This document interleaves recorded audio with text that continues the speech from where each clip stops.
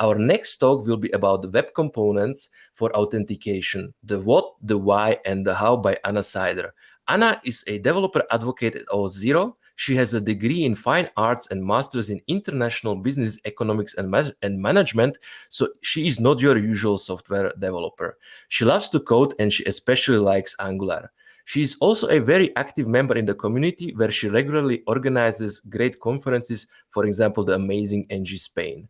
In Spain, where she is also the founder of the GrUSP, a group for women in the tech from Galicia. I hopefully I pronounced that correctly, but she can correct me. Because she's so passionate about the diversity, she's also a woman tech maker ambassador. Please welcome Anna Cidre. Hello. Hello, how is it going? Good, and you? Also very nice. So very looking forward to the talk because the topic kind of sounds very interesting. Like the authentication and web components is not something which you hear about together that often. So I'm really stoked to hear more about that. And where are you currently based? Like in the Spain or? Yeah, so I'm based in Spain. I'm originally from England. That's why my English is good. I see. But yeah, I'm based here in Spain in the northwest. It's actually a bit cold and rainy now because it's the north Even of there, Italy okay. now. Anyway, so I guess let's not delay any further and let's hop into that topic, please. Awesome. Let's go.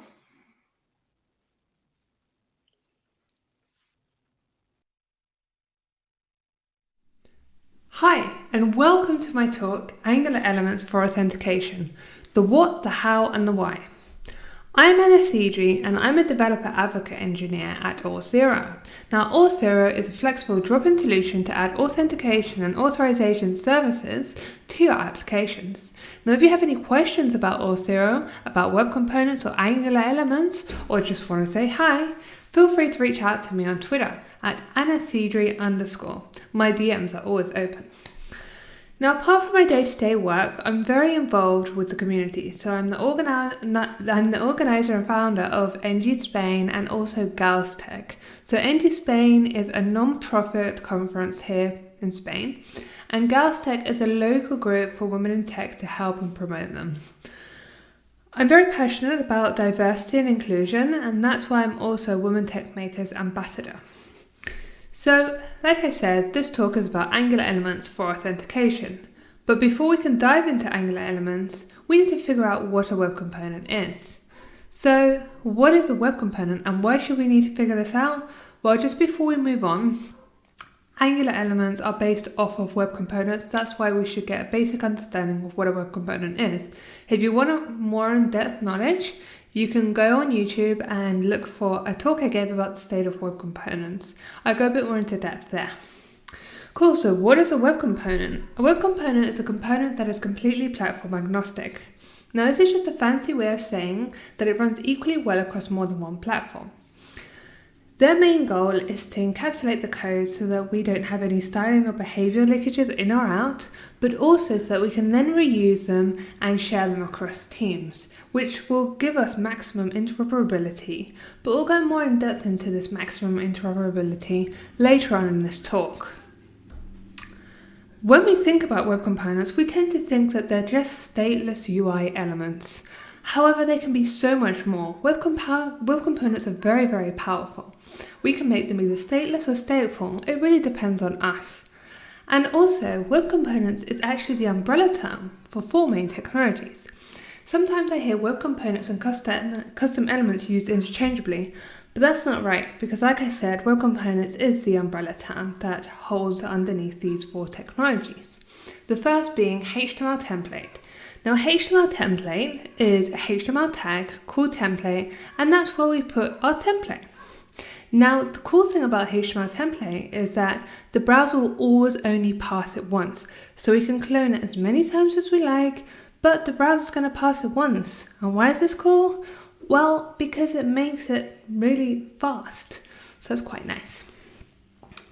Next, custom elements. So custom elements allow you to create a HTML tag, extend or improve on an existing one.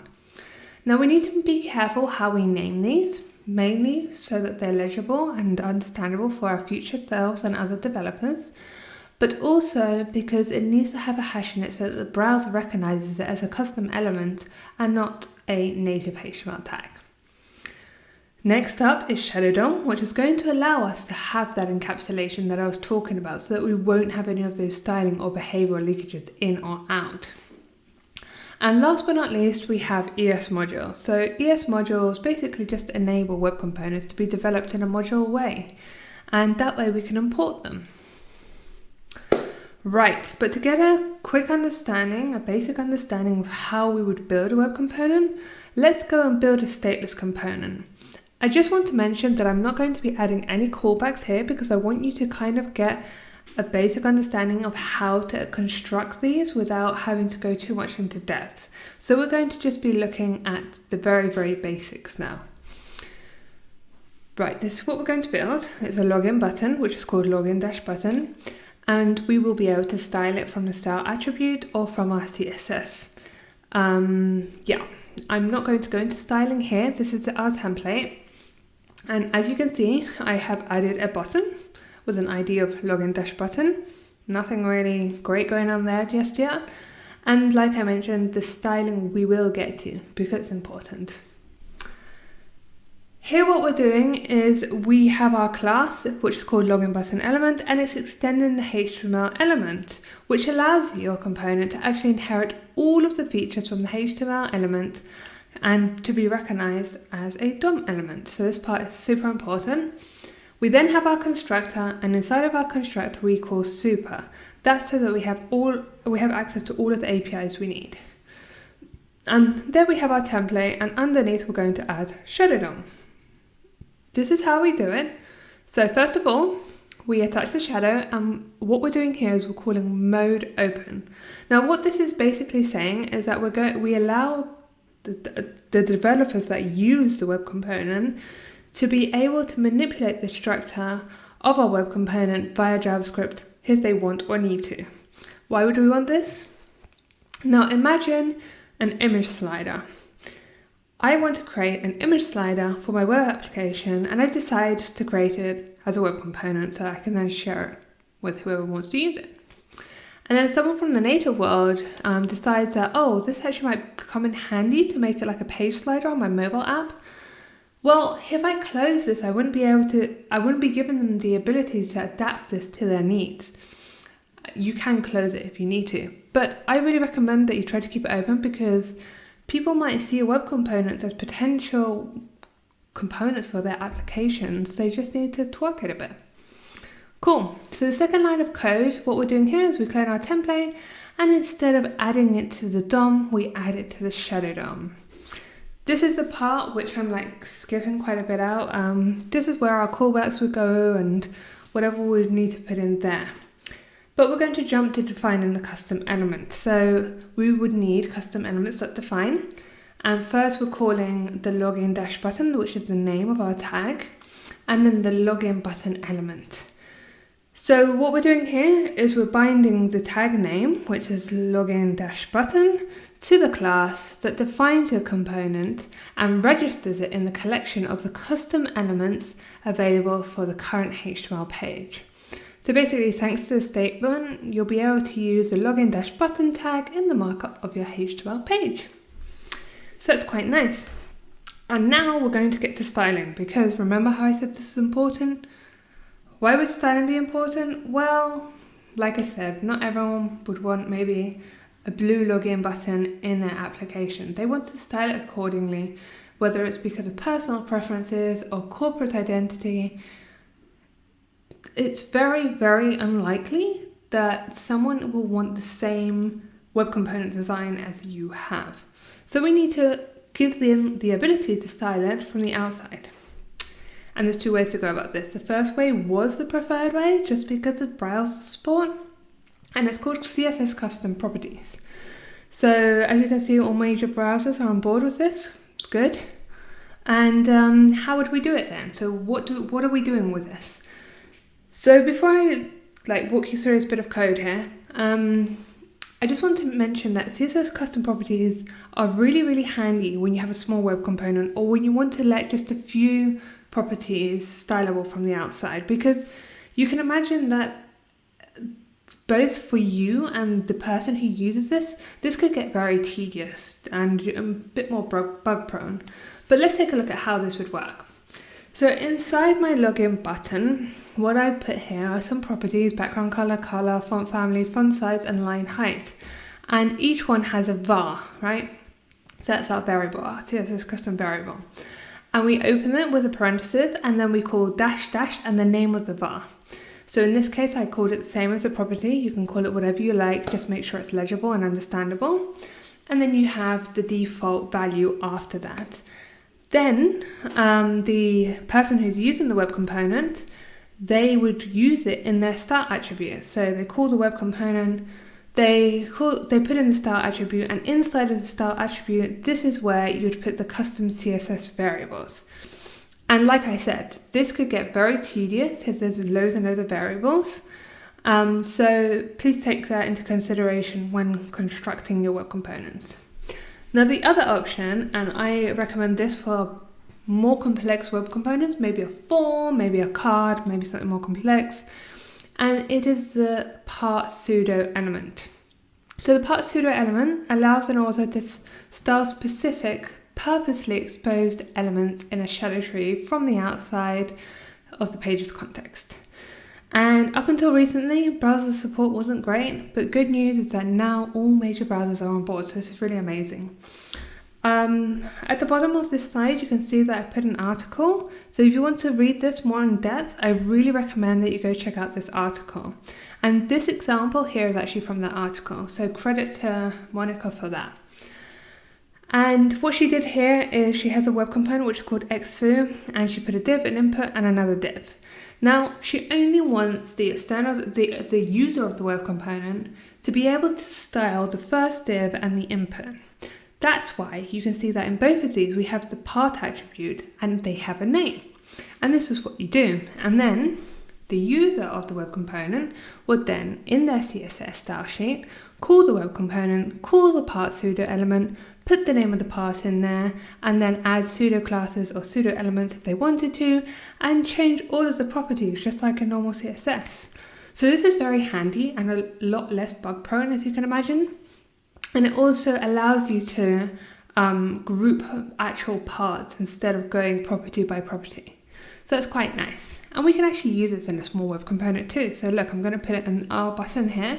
I put the part attribute there, the name that I give it, which is the custom dash button. And then this is how we'll style it. Remember how our web component was called login dash button? Well, we put login dash button, the part pseudo element, and the name of the part, which was custom dash button. And we change all the properties we want to there. And we can actually add both to a web component if you want to. It's not very recommended, but there we go. And I just wanted to show you that also when you create these web components, you can add native features too. Like here I've added an on click.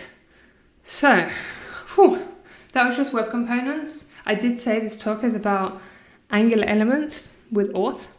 So let's get into the Angular side of things, because at the end of the day, we are at Angular Day. So Angular and Angular elements. So thanks to the Angular team, they allow us to create these web components with Angular without having to learn any new languages or any new frameworks with the framework that we already know, Angular. So how would we do this? First of all, you need to install Angular, which I assume you all already have. And then we need to create a project, cd into the project, add Angular elements, and then install these polyfills. Once you've installed these polyfills, you will need to import them into your polyfills.ts file. And then in your tsconfig.json file, what you need to do is change the target to ES2015. And this is because in browsers that support custom elements natively, the specification requires developers use ES2015 classes to this by setting the target to ES2015. Okay, so it's basically so that we can know that we're using custom elements. Next, we need to generate a component, and this step is, again, very much Angular, and we all know what that would look like. But now comes the fun part. So we need to add these technologies to make it a web component, or an Angular element in this case. So let's get started. First of all, we create our template, which just like in Angular, what we're gonna do here though is bind the text so we can change the text in the button as a first step. And we do that through input. And then what we need to do is encapsulate our web components so that we don't have any styling or behavior leakages in or out, even when we share this. And we do that by adding encapsulation, view encapsulation.shadowDOM inside our component. And then I added all of the CSS from before to here. And the last step is our custom elements part. So we need to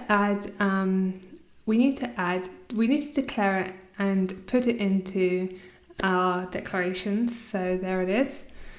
And then what we need to do here is when we export the class, we need to have the method create custom element, which wraps the login button component. So it looks like a web component. And then using the custom elements.define, we can register it with the browser just like we did before. So that's pretty nice, right? Pretty okay. Are we good up to now? Well, not everything is all rosy, is it now? So the problem right now is the build. It isn't great. Like, we have a huge bundle size. There's no support for one bundle at this time. There are some kind of hacky ways to like do this, but it's quite complicated. But the good thing is, Manfred Steyer, as usual, has come to the rescue with his NGX build plus. Now, what this does is it extends the CLI. We don't need to inject. We just build a single bundle, and it's just pretty straightforward. I don't like to use the word simple because I know that's not always simple. So how do we implement it? So let me show you how to implement this. What we need to do is we need to add it. So we add ngx build plus. We need to make sure that it shows in our angular.json as a build. And then we need to create this file called webpack.extra.js. And here is what we put everything that we want to remove from the application. And last but not least, we need to build it and just say that, hey, I want one bundle, not two. And that's pretty it. So now our component's ready. Pretty cool, huh? But I did say that this talk is about, again, Angular elements for authentication. So maybe it's time to go into what authentication is. So what is authentication? Authentication is the process of confirming an identity. It's when a user or an application proves they are who they say they are by providing valid credentials. Now, these credentials tend to be a username and password. It's something that we do on a daily basis, right? We always log in, we put our username, we put our passwords, and so forth. And sometimes you may have noticed that these are actually combined with other elements, which are called factors. And these factors actually fall into three categories normally. So it's what you know, what you have, or what you are. Awesome. But what about authorization? Because sometimes I hear people saying authentication when they mean authorization and vice versa. Sometimes they use interchangeably, and this isn't quite right. So just to clarify what part we're going to be working on, let's see what authorization is, and then you'll get a better understanding of what we're actually doing today. So authorization is the process of verifying what a user has access to. So basically, in authorization, once a user or an application is granted access to an API, after that, the API determines the extent of the permissions that it should assign. So basically, authorization tends to happen after authentication, and that's because that way the API has some idea what access it should grant. Just a note that access to a resource is protected by both authentication and authorization. However, in this talk today, we're going to be focusing on authentication. So how can a web component-based ecosystem help when approaching authentication? Well, my favorite one is actually the maximum interoperability. I just want to give you an understanding I want to give you an example so you get a better understanding about how powerful this actually is. So imagine working, maybe you already do, maybe you don't, in a huge, massive company where we have several product teams and we want to create a login process that has the same user experience, and it might even have a very similar user interface. maybe some colors change, some fonts, but at the end of the day, the person who logs in gets that feel like, oh, I feel like I'm logging into this company, even though it's on a different product. Cool, so we have 3 product teams, and they each work with their own framework. One working with Angular, one with Vue, and one with Svelte. Now, imagine having to create that for each of these frameworks. That would be 3 times the work, 3 times the headaches, 3 times the sleepless nights, and just 3 times the bugs. And also trying to get it aligned correctly, it's going to be complicated. So what you could do is create the whole process with web components and just share it across teams. Wouldn't that be much more simpler? Now, if you want to know if the framework you're using actually supports web components, I really recommend that you go check out this website, Custom Elements Everywhere by Rob Dodson. It's a really good website, and it shows you just how web component friendly your framework is. I've already mentioned styling, and I just want to emphasize that this is so important, because just given the ability to style the web components how they want to is just fantastic. And there's 2 ways to go about this, so you have extra flexibility. And talking about flexibility, we also have something called slots. So slots act like a placeholder that allows you to decide whether you want to add this part of the web component or not. Now let me give you an example. Imagine we have a login button and a logout button, and next to it we want to allow the user of the web component to put some sort of description there, maybe howdy, or maybe even it combined with something to know if the person's logged in or not. They can put whatever they like there. So we can do this through slots. Now what you need to do is call slot, and please note, give it a name, because if you use more than 1 slot, then the browser is going to render it randomly. So you need to make sure to name your slots, and then the user will just decide whether they want to use this or not. Next, web components we could create to make authentication simple. There are many out there. I just wanted to give you a few examples of web components that I see could be handy to have. So maybe one could be one that shows a login screen and all buttons with social media. Maybe a user profile. Maybe one that shows the name of the logged in user. There are many options out there, right? But today we're going to focus on a web component that is a login button that uses Auth0 to deal with the authentication process, so you don't have to. So that stateless component we made earlier, our simple login button that we made with Angular, well, we're going to make it stateful, and we're going to do this with the Auth0 SDK. So the next step, what we need to do here is we need to do an npm install of the Auth0 Spar.js. If you are going to use an Auth0 SDK and it's not for an Angular element, but for just Angular, we have a new one out, which is really nice. I really recommend you go check it out. But anyhow, back to the web components one. So we need to generate the service. We're going to generate a service called auth, like it says to do so in the quick start. And we're going to copy and paste all that code that it gives us there, which is basically everything we have in here. It has some more, but what we need to focus on is actually the domain and client ID, because we don't want these hard coded, because we want people to add their own ones so that they can go to their own login screens. So we need to make sure that we find these. We then create an interface, and then we change these accordingly. So we change the domain and client ID so that they're not hard coded anymore.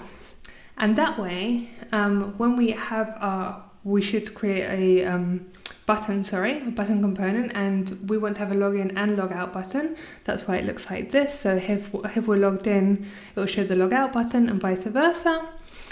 And then in our component, what we need to do is have these inputs and make sure we have the domain and client ID here. And we need to make this auth service public. Then we have the ng on it, which is invoked when the component has been initialized. And this hook will only be called once after the first ng on changes. So let's go look at our ng on changes. And we have this because we always need to send the latest version to your service, right? And it happens because it's invoked every time there is a change in one of the input properties of the component. And because we're going to be changing the domain and client ID, it's very important that we have this step. And that's basically it. So we've created our web component. I added the app part. So what you can see here is our login button, and then people can style it accordingly, add their own domain and client ID from the Auth0 dashboard. And basically what they would get is a login button that when they clicked, it would take you to their universal login page, which you can also style on the Auth0 dashboard. And then they would see a log out button once they're logged in. Wow, we've covered a lot, but there's still one more step, okay? And this step is just how to add a web component to an Angular project. So an already existing web component, how do we add it to an Angular project? Well, what we do is we first of all install the polyfills again. We go to our polyfills.ts file and we import it. And then in our app.module.ts, we go and we create a schemas array and we add custom element in the schema. So this is basically just telling Angular that, hey, look, there's a component here that's not an Angular component. It's a custom element or it's a web component. So we need to use this. If you forget this step, do not worry, because if you go into DevTools, the browser will be shouting at you like, hey, is there something that's not an Angular component? Cool, and then we just import it into our component and use it accordingly. And that's basically it. Whew, we saw a lot today, but I just wanted to mention that as we are in an Angular conference, I did mention how to do this with Angular, but there are so many libraries and frameworks out there that allow you to build web components. And I really recommend that you go try them out, because some of them really make life easier. And I personally like Lit Element and Stencil. That's just real personal preference. I'm not telling you those are the best or anything like that. I really recommend that you go try them out and feel, you get the feel for which ones you like best, right? It happens to all of us when new technologies come out. We try them and then we decide what we like and what we don't. Again, personal preferences. And what about the browser? Because I know it's one thing that worries many of us, especially when it comes to web components. Because a while back, browsers were not on board, and this was a big problem. Because I remember when web components first came out, a lot of people tried them and they had really bad experiences just because browser support was terrible and polyfills were terrible. And then they never tried web components again because it was like, hey, look, I've tried it, I didn't like it, it didn't work, it's not for me. But just look at this. We have full browser support on major browsers. And thanks to Edge using Chromium now, we're stable on there too. So those are the 4 technologies I was talking about, and look at it, it's all stable. There's no more excuses, we're not going back to what it used to be. Browsers are on board, and I am very excited about this. Phew, cool. So, thanks everyone. I'm really looking forward to the Q&A, which I hope to have with you all now. Send me your questions. If you're too shy to ask them now, feel free to reach out to me on Twitter. If you have any problems while creating a web component or an Angular element, reach out to me. I'd be more than happy to look into it. And I hope that you enjoy this conference and have a fantastic day. Again, that's my Twitter handle at @AnnaCidre_. And my DMs are always open. Thank you.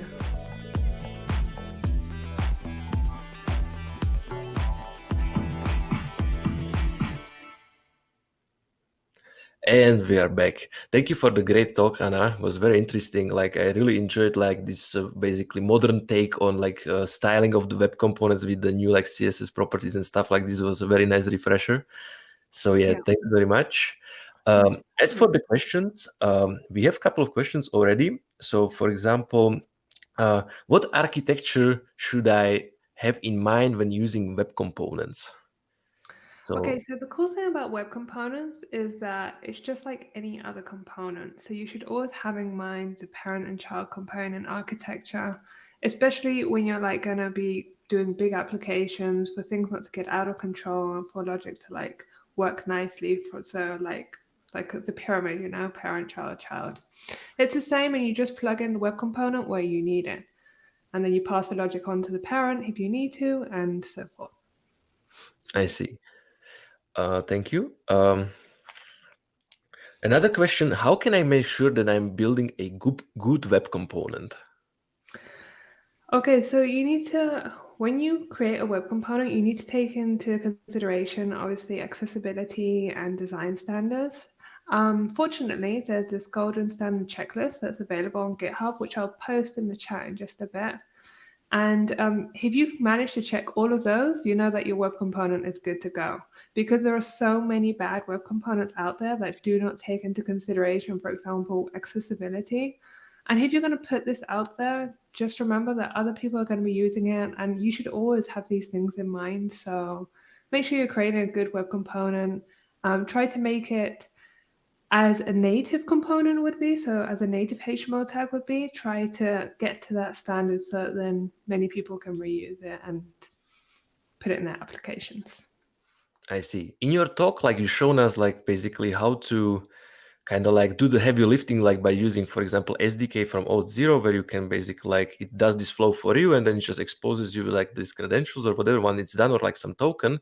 But do you have like some recommendation of like when people like how they should like best work with this information which they get like from that authentication flow, like some maybe best practices or like some resources you can point them to, like to handle this like secure and properly?